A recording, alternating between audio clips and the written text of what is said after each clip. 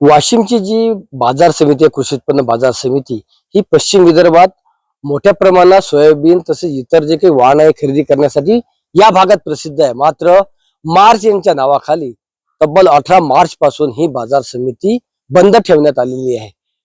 बाजार समितीच्या प्रशासनाच्या वतीनं सांगण्यात आलंय की काही व्यापारी खरेदीदार जे आहेत यांच्याकडे पैशाची चणचण किंवा अडचण आहे, तसेच जे काही वार्षिक त्यांचे व्यवहार आहे याचं मार्च एंडिंग किंवा ते हिशोब करायचा आहे, म्हणून ही बाजार समिती बंद ठेवल्याचं सांगण्यात येत आहे.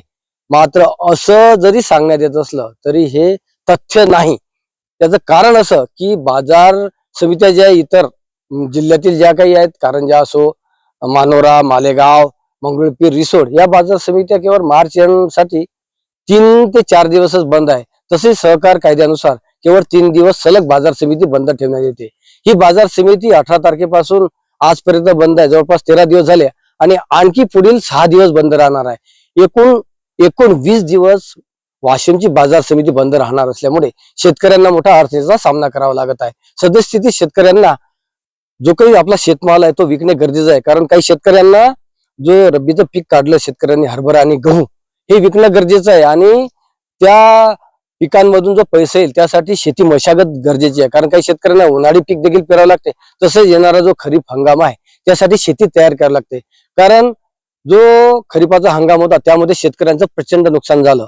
त्यानंतर जो रब्बीचा हंगाम आला त्यामध्ये शेतकऱ्यांच्या हाती गहू, हरभरा, हळद तसेच इतर पीक सलग बंद असल्यामुळे शेतकऱ्यांना मोठा आर्थिक बसत आहे. कारण खासगी बाजार समित्या बंद ठेवण्यात आल्या नाहीत आणि तिथे सर्व खरेदी सुरळीत सुरू आहे. कारण खासगी बाजार समित्यांमध्ये शेतकऱ्यांचा जो शेतमाल आहे तो कमी भावानं घेत असल्याचे अनेक शेतकरी सांगतात. त्यामुळे ही बाजार समिती सलग सुरू ठेवणे गरजेचे होते.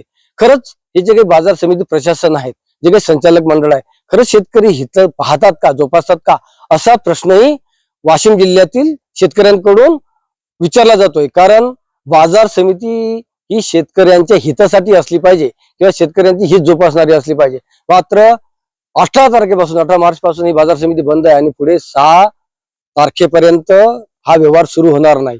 यामुळे शेतकऱ्यांना मोठ्या आर्थिक फटका सहन करावा लागत आहे आणि यासाठी जे काही प्रशासन आहे यानं योग्य ती दखल घेणे गरजेचे आहे. तेव्हाच शेतकऱ्यांना या बाजार समितीमध्ये आपला शेतमाल योग्य भावात विकता येईल आणि त्यांना न्याय देखील मिळेल.